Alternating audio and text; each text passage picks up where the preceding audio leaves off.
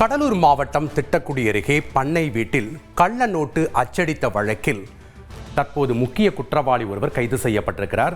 அவரை கர்நாடகாவில் வைத்து தனிப்படை போலீசார் கைது செய்திருக்கிறார்கள். விவரங்களை வழங்க இணைகிறார் செய்தியாளர் அருள். அவரிடம் நாம் கேட்கலாம். வணக்கம் அருள், இந்த சம்பவத்தினுடைய முழு பின்னணி என்ன? விவரங்களை பதிவு பண்ணுங்க.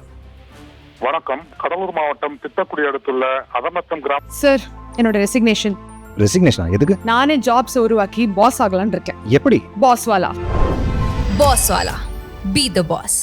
கிராமத்தைச் சேர்ந்த செல்வம் என்பவருக்கும் ஆவட்டி கிராமத்தைச் சேர்ந்த சங்கர் என்பவருக்கும் அடிக்கடி தகராறு நடந்துள்ளது. இதன் சம்பந்தமாக ராமநத்தம் காலத்தில் வழக்கு பதியப்பட்டது. அந்த வழக்கு சம்பந்தமாக ராமநத்தம் போலீசார் விசாரணைக்காக செல்வத்தை தேடி அவரது வயலில் அமைந்துள்ள பண்ணை வீட்டுக்கு சென்றுள்ளனர். அப்பொழுது அங்கு போலீசார் வருவதை கண்டு முன்கூட்டியே அவர்கள் தப்பித்த நிலையில் வீட்டை சோதனை செய்தபோது வீட்டிற்குள் கள்ளநோட்டு அடிப்பதற்கான மிஷின் மற்றும் லேப்டாப் மற்றும் ஜெராக்ஸ் மிஷின் ஆகியவை இருந்துள்ளது. உடனடியாக அவற்றை கைப்பற்றி அங்கு மேலும் அவர் தனியார் அமைக்கப்பட்டு அதில் போலீசார் சீருடை, ரிசர்வ் வங்கி முத்திரை, லேப்டாப், ஏர் பிஸ்டல், ஏர் கன் ஆகியவை கைப்பற்றி ராமநத்தம் காலனியை கொண்டு வந்து விசாரணை நடத்தியதில் பெரிய கும்பல் ஒன்று செயல்பட்டு தெரிய வந்துள்ளது. மேலும் அவர்கள் தொடர்புடைய 7 பேரை ஏற்கனவே கைது செய்த நிலையில் கும்பலின் தலைவன் செல்வம் தலைமறைவாகியுள்ளார். இந்நிலையில் கடலூர் மாவட்ட கண்காணிப்பாளர் ஜெயக்குமார் தலைமையில் 3 தனிப்படை அமைக்கப்பட்டு செல்வத்தை தேடி வந்தனர்.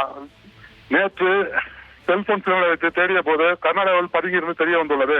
இந்நிலையில் தனிப்படை சப் இன்ஸ்பெக்டர் ஜம்புலிங்கம் தலைமையிலான போலீசார் நேற்று இரவு கர்நாடகாவில் செல்வத்தை சுற்றி வளைத்து பிடித்து கைது செய்தனர். அவரை கைது செய்து ராமநத்தம் காவல் நிலையம் கொண்டு இருக்கின்றனர். இந்நிலையில் இச்சம்பவம் பகுதியில் பரபரப்பை ஏற்படுத்தியுள்ளது. நன்றி அருள், உங்களுடைய விவரங்களுக்கு.